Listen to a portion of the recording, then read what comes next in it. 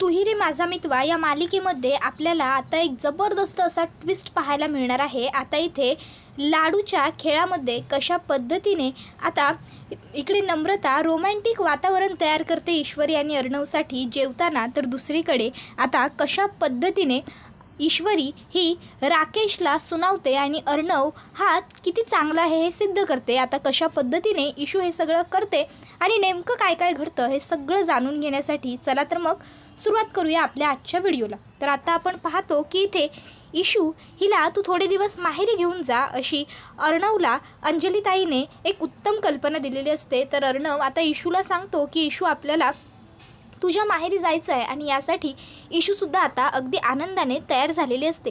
मग आता ईश्वरी आणि अर्णव हे दोघंजणं पटापट आवरतात, रेडी वगैरे होतात आणि ईश्वरीच्या माहेरी जायला निघतात। आता खरं तर मनातून ईश्वरीला अर्णवबरोबर जायचं असतं, त्यामुळे थोडासा राग असतो की मला यांच्याबरोबर आता प्रवासही करावा लागणार असं तिचं एक मनातल्या मनात सुरू असतं। पण कुठेतरी आता छान बाहेर जायला मिळणार, आईबाबांकडे जायला मिळणार, आईबाबांना भेटायला मिळणार हे सुद्धा तिच्या मनात सुरू असतं आणि या गोष्टीचा तिला आनंदसुद्धा होत असतो। मग आता रस्त्यात जाताना एका ठिकाणी सुद्धा ईशू अर्णवकडे बघत नसते किंवा त्याच्याशी बोलत नसते। अर्णव ईशूकडे बघत असतो, मध्ये मध्ये तो तिच्याशी बोलायचा प्रयत्नही करतो, पण ईशू मात्र त्याला सांगते मला तुमच्याशी बोलायचं नाही, तुम्ही जरा गप्प बसा आणि तुमचं ड्राईव्ह करा, मी बोलतेय का काही तुमच्याशी। मग अर्णव विचार करतो की आपण गाणी लावूया। मग तो आता गाणी लावतो, पण ईशू गाणीसुद्धा बंद करून ठेवते आणि म्हणते माझं डोकं दुखतंय, शांतपणे गाडी जशी पुढे चालू आहे तशीच तिला चालू राहू द्या। मग अर्णव म्हणतो ठीक आहे, हॅज यू विश। आणि मग आता अर्णव हा आता गाडीमध्ये गप्प बसलेला असतो। इतक्यात तिथे एक फूल विकणारी बाई येते आणि आता त्या बाईच्या हातात गुलाबाची खूप सारी फुलं असतात। ती येते अर्णव आणि ईश्वरीजवळ आणि लगेचच ईश्वरीला म्हणते ताई अगं फुलं घे की। त्यावर ईशू म्हणते नाही नको आहेत मला ताई। त्याबरोबर आता ती ताई म्हणते अगं घे की, नवीन लग्न झालेलं वाटतंय तुझं। साहेब अहो घ्या की बायकोसाठी फुलं। तुम्हासनी एक गोष्ट सांगतो, असं वाटायला लागलं आहे की तुमचं नवीनच लग्न झालं आहे आणि तुमचा जोडा बी एकदम लक्ष्मीनारायणासारखा आहे, मग माळा की बायकोच्या केसात हक्कानं फुलं। त्याबरोबर अर्णव लगेचच ईश्वरीकडे बघतो, हसतो आणि त्या मावशीनं विचारतो कशी दिली सगळी फुलं। त्यावर त्या म्हणतात ही एवढी समधी फुलं हवीत होय तुम्हासनी। त्याबरोबर अर्णव म्हणतो हो। मग आता ती बाई अर्णवला 100 रुपये सांगते। अर्णव तिच्याकडनं ती सगळी फुलं विकत घेतो। ईशूला तो फूल देत असतो, पण ईशू त्याच्याकडनं फूल घेत नाही। मग अर्णव ती फुलं घेऊन आता ईश्वरीच्या माहेरी आलेला असतो।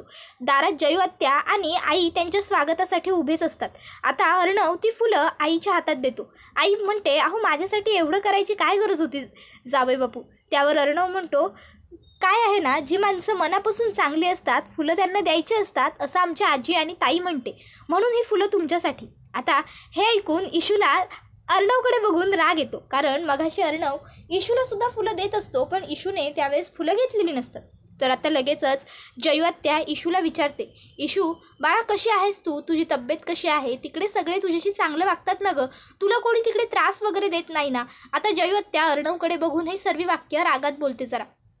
मग ईशू काही बोलणार इतक्यात लगेचच आईच म्हणते मी काय म्हणते जयूताई, तुम्हाला विचारपूस करायची आहे ती अगदी योग्य आहे, पण आपण घरात येऊ, घरात बसून बोलू, नाही म्हणजे दारात असं किती वेळ तात्काळ ठेवणार ना त्यांना। त्याबरोबर लगेचच ईशू ही आत्याला म्हणते हो आत्या चल ना आपण आतमध्ये बसू, मग आतमध्ये मी तुला सगळं व्यवस्थित सांगते। मग आता आत्या, आई, अर्णव, ईश्वरी सगळेच जण घरात आलेले असतात। घरात थोडा वेळ गप्पा टप्पा होतात, छान बोलणं चालणं होतं। मग लगेच आई म्हणते बरं आता पुरे करा तुमच्या गप्पा, आता पटापट जेवण वाढायला घेऊया। ईशू अगं तू बस बरं जेवायला। ईशू आता म्हणत असते आई अगं मीही मदत करते।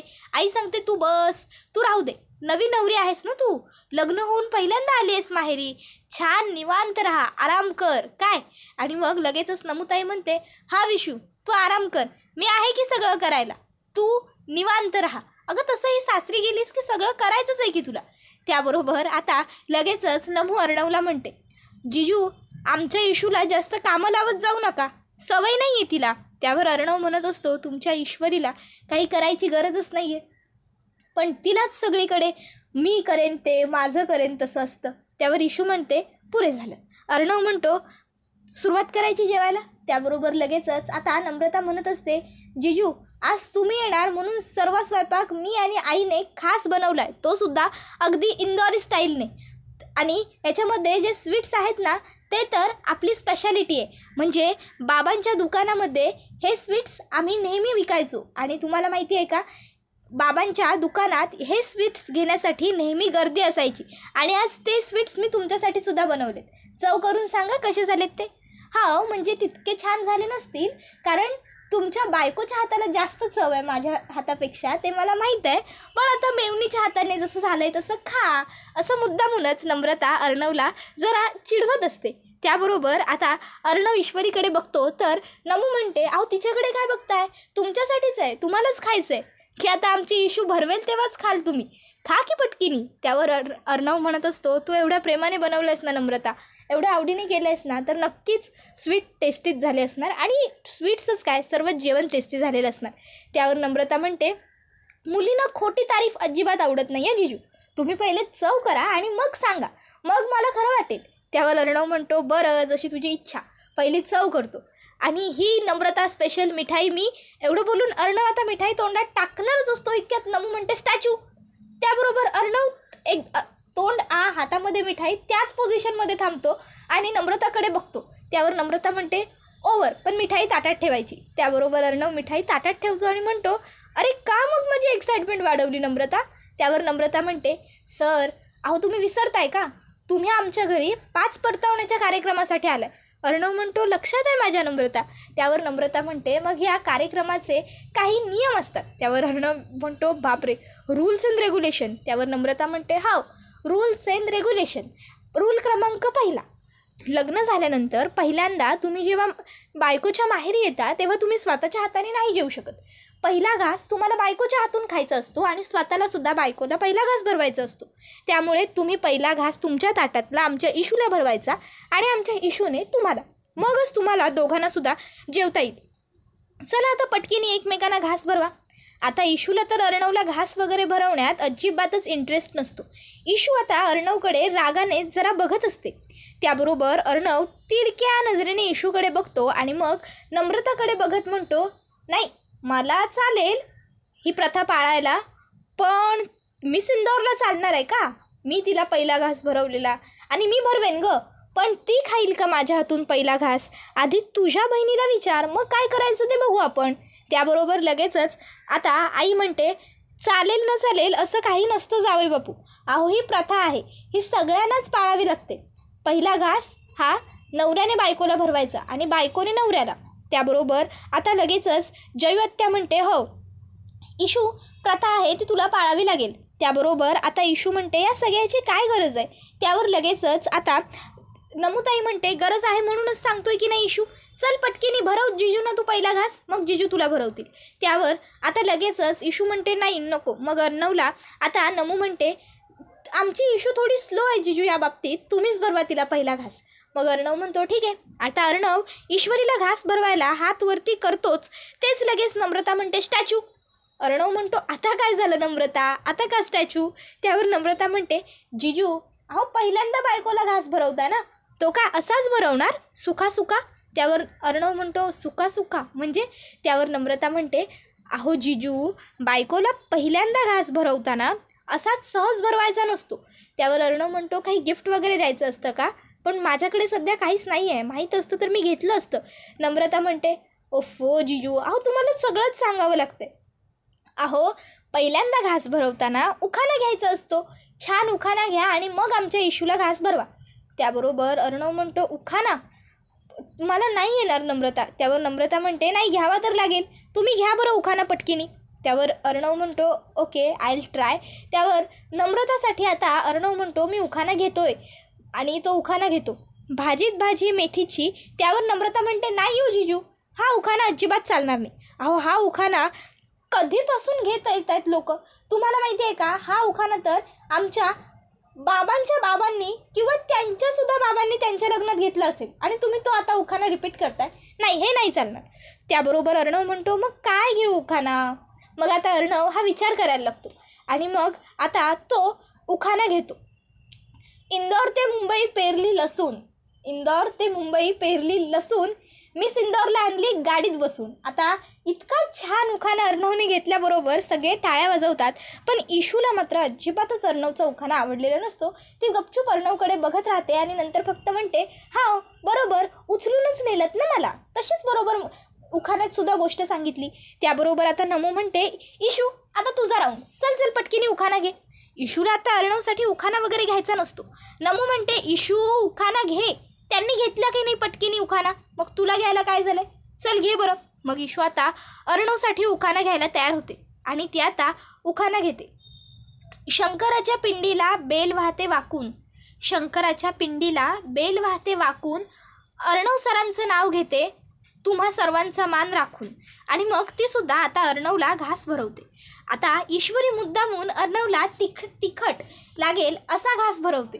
पण अर्णव ईश्वरीकडे बघत तेच तिखट सुद्धा खाऊन घेतो. ईश्वरीला प्रश्न पडतो की अरे यांना तिखट कसं लागत नाहीये. तर आता नम्रता म्हणते, इशू अगं अशी का बघतेस त्यांच्याकडे.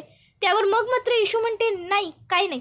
त्यावर मग नम्रता म्हणते, अजून खायचं आहे का तुला अर्णव सरांच्या हातून. नाही तसं असेल तर तू सांगू शकतेस ना आम्हाला, आमची काही हरकत नाही आहे. त्याबरोबर अर्णव म्हणतो, मला सुद्धा चालेल. त्यावर लगेचच आता ईश्वरी म्हणते, जेवा गुपचूप. आणि मग आता आपण सुरुवात करू असं म्हणत अर्णवसुद्धा जेवायला सुरुवात करतो. अर्णव बाकीच्या सगळ्यांना सुद्धा म्हणतो, तुम्ही सुद्धा आमच्याबरोबर बसा. त्यावर सगळे सांगतात की नाही नको, पहिले नवीन जोडप्याचं होऊ दे, त्याच्यानंतर मग आम्ही. त्यावर इशू म्हणत असते, अगं आई मग मी पण थांबले असते, तुमच्याबरोबर एकत्रच खाल्लं असतं. त्यावर आई तिला सांगते, नवी नवरी आहेस तू, थांबायचं नसतं, जेवून घे पटकीने तुझ्या नवऱ्याबरोबर. मग आता इशू आणि अर्णव छान जेवणं वगैरे करून घेतात. त्यानंतर आता इथे इशू मात्र मनातल्या मनात म्हणत असते, हे सगळं मला फक्त आणि फक्त आईसाठी आणि बाबांसाठी करावं लागतंय, त्यांच्या चेहऱ्यावरच्या आनंदासाठी करावं लागतंय. त्यानंतर आता अर्णवचं जेवण वगैरे झाल्यावर नम्रता अर्णवला म्हणते, जिजू तुम्ही थोडा वेळ आतल्या खोलीत आराम करा, मग आपण नंतर मजा करू. त्यावर अर्णव म्हणतो, ठीक आहे, आणि तो आता आतमध्ये जातो. त्याबरोबर आता इशूसुद्धा त्या ठिकाणी आलेली असते. इशू अर्णवला म्हणत असते की तुम्ही जास्त खुश होऊ नका. तुम्हाला वाटत असेल की मी तुमचं सगळं ऐकते, पण हे माझं. इतक्यात त्या ठिकाणी नम्रता येते. आता नम्रता येते आणि दरवाजा नॉक करते थोड्या वेळात. नम्रताला बघून इशू आणि अर्णव म्हणतात, नम्रता ताई. त्यावर अर्णव म्हणतो, नम्रता. तर नम्रता म्हणते, डिस्टर्ब तर नाही केलं ना तुम्हाला. नाही म्हणजे तसं असेल तर मी परत जाते. त्यावर लगेचच इशू म्हणते, अगं ताई. तर अर्णव म्हणतो, अगं नाही नम्रता, प्लीज ये ना आतमध्ये, बोल ना, काय बोलत होतीस तू, काही काम होतं का तुझं. त्याबरोबर लगेचच आता नम्रता म्हणायला लागते, जिजू अहो काय तुम्ही पण बायकोच्या माहेरी आलाय तुम्ही, तुमच्या बायकोच्या माहेरी, ते सुद्धा पहिल्यांदा. इथे सुद्धा काम नाही आहे जिजू. अहो इथे एंटरटेनमेंटसाठी येतात, एन्जॉयमेंटसाठी. मस्त आता आपण एन्जॉयमेंट करायची. पण तुम्हाला चालेल ना आमच्याबरोबर एन्जॉयमेंट करायला काय. त्याबरोबर अर्णव म्हणतो, का नाही आवडणार, नक्की चालेल, काय आवडेल मला. मग काय करायची आपण एन्जॉयमेंट सांग तू जे बोलशील की नाही आज आपण ते करू. त्यावर लगेचच नम्रता म्हणत असते, ये हुई ना बात साली के लिए कुछ भी. काय जिजू. त्यावर लगेचच अर्णव म्हणतो, बरोबर, पण करायचं काय साली. त्याबरोबर लगेचच आता ती म्हणते, तुम्ही बाहेर तर चला मी सांगते. मग आता अर्णव हा बाहेर आलेला असतो. इशूसुद्धा अर्णव बरोबर बाहेर आलेली असते.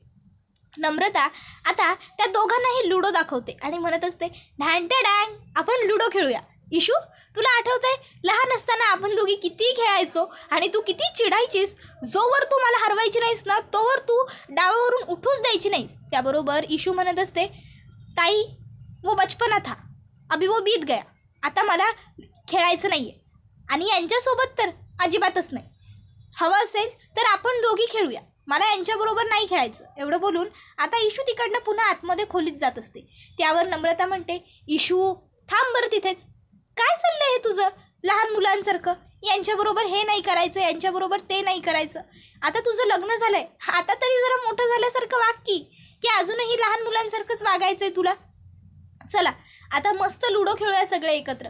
इशू बस बरं पटकिनी. आणि मग आता जबरदस्तीने इशू, अर्णव, नम्रता हे तिघंजणं लुडो खेळायला बसतात. आता ते तिघं छान मस्त खेळत असतात. बाबा त्यांना बघत असतात.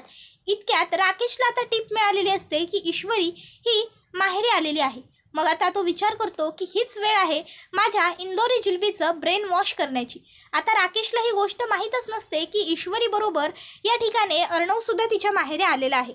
राकेश आता थेट ईश्वरीच्या घरात येतो आणि म्हणत असतो, ईश्वरीजी ईश्वरीजी, त्याबरोबर ईश्वरी उठून उभी राहते. राकेश समोर अर्णवला सुद्धा बघतो, पण आता परत जाण्यात अर्थ नसतो, कारण जर तो परत गेला तर त्याचं भिंग फुटेल हे त्याला माहीत असतं. मग तो आता फुल ऑन कॉन्फिडन्स के साथ लगेचच म्हणायला लागतो, ईश्वरीजी अहो काय ऐकतोय मी हे सगळं. तुम्ही या राजे शिर्केबरोबर लग्न केलं आणि ते सुद्धा विधिवत पद्धतीने आणि स्वीकारलंच सुद्धा. अहो कशासाठी, काय गरज होती तुम्हाला हे सगळं करण्याची. हे बघा, तुम्हाला तुमच्या मनाविरुद्ध जाऊन हे सगळं स्वीकारण्याची काहीच गरज नाही आहे. अहो मी आहे ना, मी तुमच्या या सर्वातून सुटका करेन. अहो आपण या अर्णववरती तुमच्या किडनॅपिंगची केस टाकूया.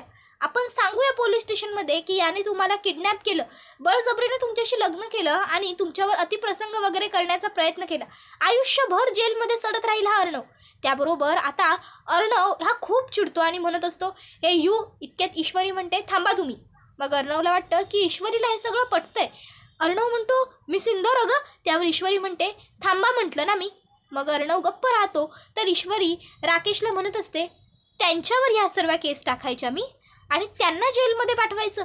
ज्यांनी पोलीस तिथे आलेत, माझ्या अब्रूचे ढिंडवडे निघू नये म्हणून माझ्या गळ्यात मंगळसूत्र घातलं, मला स्वतःची बायको बनवलं, माझ्यासारख्या मिडल क्लास मुलीबरोबर लग्न केलं, स्वतःच्या घरच्यांचा विरोध असतानाही मला त्या घरामध्ये मान मिळावा यासाठी प्रयत्न करतायत.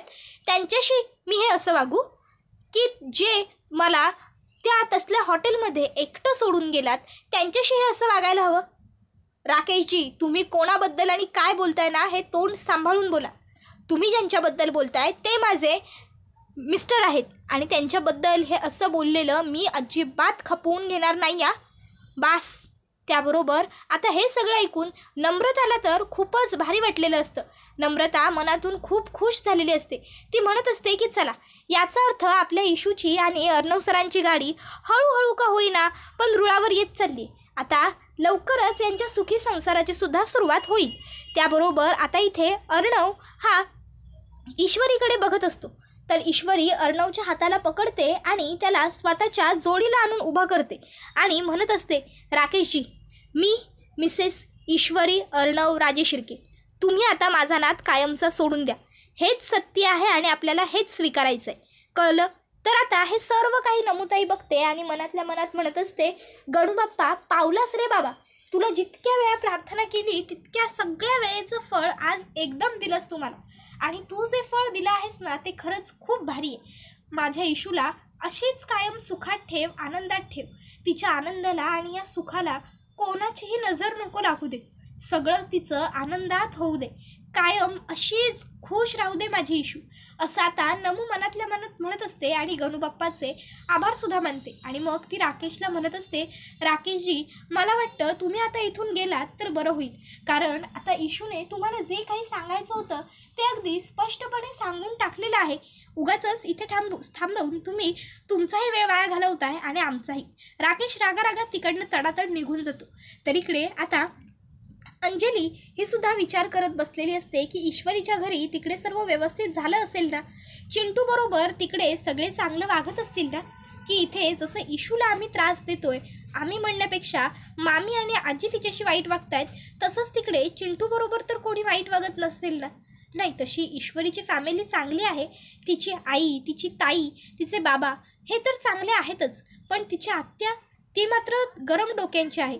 जर तिच्या आत्या पटकन चिंटूला काही बोलली आणि चिंटूने सुद्धा तिचं पलट उत्तर दिलं आणि तिथे वाद झाला तर नाही, असा विचारच करू नकोस ना अंजली. मग आता अंजली ही अर्णवला कॉल करते आणि विचारते, तिकडे काय परिस्थिती आहे बाबा. मग अर्णव सांगतो की इकडे सगळं उत्तम आहे. मी आणि मिस इंदौरने एकमेकांना घास भरवले नम्रताच्या सांगण्यावरून. त्यानंतर एकत्र कॅरम खेळलो. उलट आजच्या दिवसात आम्ही एकत्र खूप वेळ घालवला. त्याबरोबर हे ऐकून अंजलीला छान वाटतं. अंजली म्हणते, असं असेल तर हवं तर आणखीन 4 दिवस राहतो तुझ्या सासरवाडीला, आम्हाला काही एक हरकत नाही. त्याबरोबर अर्णव हसतो आणि फोन कट करतो. मनातल्या मनात तो विचार करत असतो, नक्की खरी मिस इंदौर कोणती? आजी माझ्याबरोबर उभं राहून ठामपणे मी तुमची बायको आहे असं म्हणून राकेश बरोबर भांडणारी, की घरी सतत मला तुमची बायको म्हणून राहण्याचा काही एक रस नाही हे म्हणणारी. असो, जे आज झालं ते खूप भारी झालं असं विचार करून अर्णव सतत ईश्वरीचं ते कडवं आठवून हसत असतो. मी मिसेस ईश्वरी अर्णव राजे शिर्के. त्याबरोबर हा व्हिडिओ इथेच संपतो. व्हिडिओ आवडला तर व्हिडिओला लाईक करा, चॅनलवर नवीन असाल तर चॅनलला सबस्क्राईब करा आणि बेल आयकॉन प्रेस करा. धन्यवाद.